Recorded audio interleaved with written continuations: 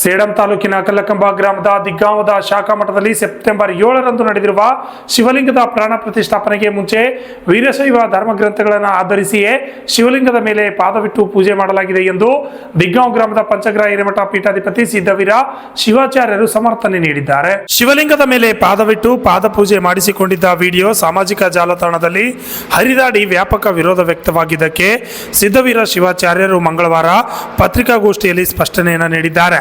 ಇಲ್ಲಿನ ಈಶ ಸಿದ್ದವೀರ ಶಿವಾಚಾರ್ಯ ಬಸವೇಶ್ವರ ದೇವಾಲಯದ ಲಿಂಗ ಭಕ್ತರಿಗೆ ಕಾಣದಂತಾಗಿತ್ತು. ಭಕ್ತರು ಹೊಸ ಶಿವಲಿಂಗ ಪ್ರತಿಷ್ಠಾಪಿಸಿದ್ರು. ಪ್ರತಿಷ್ಠಾಪನೆಗೆ ಮುಂಚೆ ಅದು ಕಲ್ಲಾಗಿತ್ತು. ಗುರುವಿನ ಪಾದೋದಕ ಪೂಜೆಯ ನಂತರವೇ ಲಿಂಗಕ್ಕೆ ದೈವತ್ವ ಪ್ರಾಪ್ತಿಯಾಗುತ್ತದೆ. ನಂತರ ಅದು ಪೂಜೆಗೆ ಅರ್ಹವಾಗುತ್ತದೆ. ಧರ್ಮ ಗ್ರಂಥಗಳನ್ನು ಆಧಾರವನ್ನಿಟ್ಟುಕೊಂಡೇ ಪಾದ ಇರಿಸಿ ಪಾದೋದಕದಿಂದ ಲಿಂಗದ ಮೇಲೆ ಶಿಲೆ ಶುದ್ಧೀಕರಣ ಮಾಡಿದ್ದೇವೆ ಎಂದು ಹೇಳಿದರು. ಶಿವಲಿಂಗ ಸ್ಥಾಪನೆಗೆ ಧ್ಯಾನ, ಜಲಾಶಯನ, ಪುಷ್ಪ, ವಾಸಕ್ರಿಯೆಗಳನ್ನು ಅನುಸರಿಸಬೇಕಾಗುತ್ತದೆ. ಗುರುವಿನ ಪಾದೋದಕ ಪೂಜೆ ಇಲ್ಲದೆ ಶಿವಲಿಂಗ ಸ್ಥಾಪನೆ ಹಾಗೂ ಪೂಜೆಗೆ ಯೋಗ್ಯವಲ್ಲ ಎಂದು ಧರ್ಮಗ್ರಂಥಗಳಲ್ಲಿ ಉಲ್ಲೇಖವಿದೆ ಎಂದು ಹೇಳಿದರು. ಗದ್ದಿಗೆ ಮೇಲೆ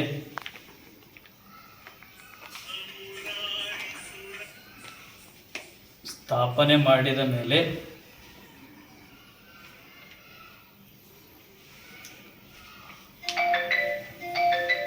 ಯಾವ ಗುರುಗಳಾಗಲಿ ಸ್ವಾಮಿಗಳಾಗಲಿ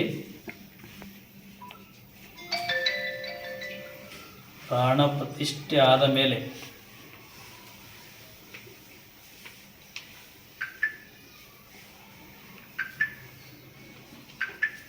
ಆ ಶಿಲೆ ಆಕಾರ ಹೋಗಿ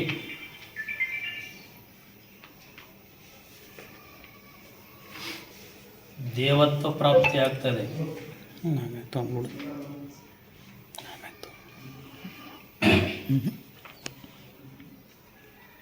ನಂತರ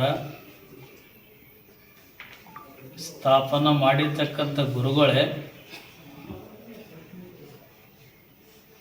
ಆ ಲಿಂಗ ದರ್ಶನ ಮಾಡುತ್ತಾರೆ.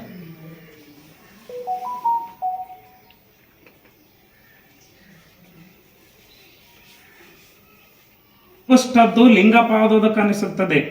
ಎರಡು ಅಂಗುಷ್ಟಗಳ ಮಧ್ಯದಲ್ಲಿ ಎರೆವ ಪಾದೋದಕವು ಜಂಗಮ ಪಾದೋದಕವೆನಿಸುವುದು.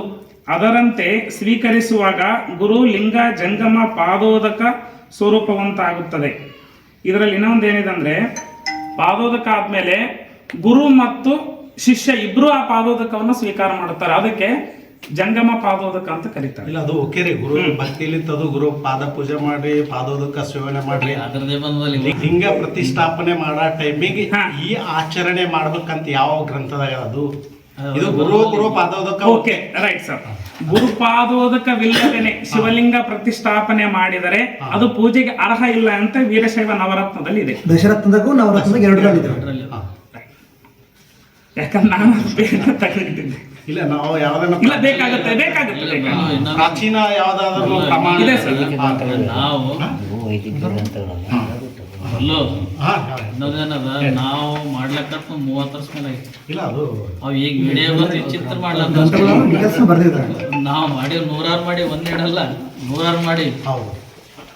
ಮಠದ ವಕ್ತಾರರು ಶರಣು ಹುಡುಗಿ, ನಾಗಭೂಷಣ ಸ್ವಾಮಿ, ಸೋಮಶೇಖರಯ್ಯ, ಬಸವಂತರಾಯ್ ಮಾಲಿ ಪಾಟೀಲ್, ಚಂದ್ರಶೇಖರ್ ಪಾಟೀಲ್, ಮಹಾದೇವಪ್ಪ ಉಣಿಕೇರಿ ಸೇರಿದಂತೆ ಇನ್ನಿತರರು ಹಾಜರಿದ್ದರು. RJE32 Kannada news, Sitapur.